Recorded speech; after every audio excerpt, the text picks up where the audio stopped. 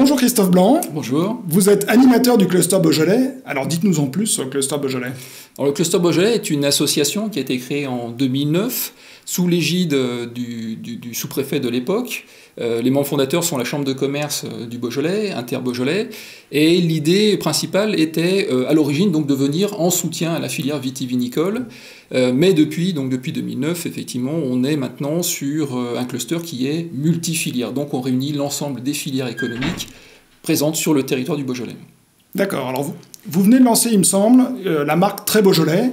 Est-ce que vous pourriez nous expliquer pourquoi cette nouvelle marque au sein du cluster?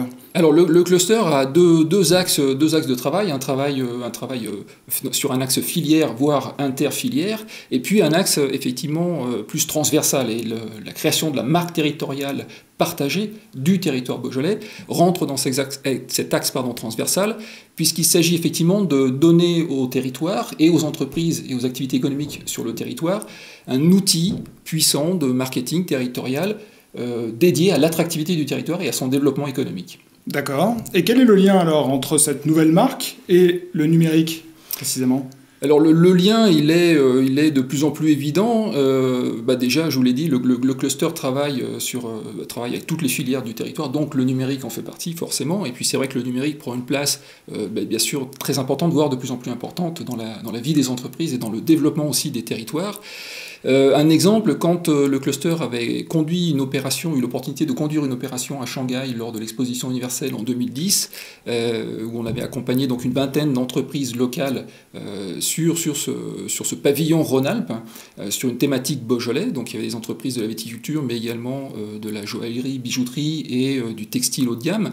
L'idée déjà avait été de créer une plateforme sur le site du cluster, donc un blog, de manière à ce que à la fois les entreprises présentes en Chine puissent continuer à communiquer et garder un contact avec leur communauté, je dirais communauté de cœur au sein du territoire beaujolais, et puis que les membres du cluster beaujolais puissent suivre au quotidien les activités, les actions qu'on menait donc sur Shanghai.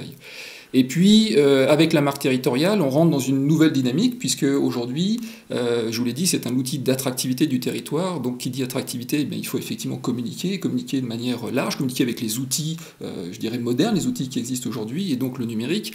Et on s'est donc doté, la marque s'est dotée d'un compte Twitter, notamment, très prochainement donc d'une page Facebook, en plus de ce qu'on peut faire autour du site internet et du reste. D'accord, et donc c'est cette volonté de vous appuyer sur les acteurs locaux du numérique qui vous pousse aujourd'hui à être partenaire du village numérique en Beaujolais ? Alors oui, tout à fait, parce que, comme je le disais, c'est important de garder un contact avec sa communauté. Les entreprises qui demain porteront la marque Très Beaujolais auront besoin de le faire savoir, et à la fois à travers cette marque de faire savoir les valeurs du territoire et la richesse du territoire, mais où qu'elle soit dans le monde, et donc l'outil numérique le permettra. Et puis finalement, c'est assez logique, puisque le village numérique Beaujolais est une manifestation éminemment très Beaujolais. Très bien, écoutez, merci beaucoup Christophe, et merci. Rendez-vous le 25 juin au village numérique du Beaujolais sur un stand Très Beaujolais. Sur un stand Très Beaujolais, merci.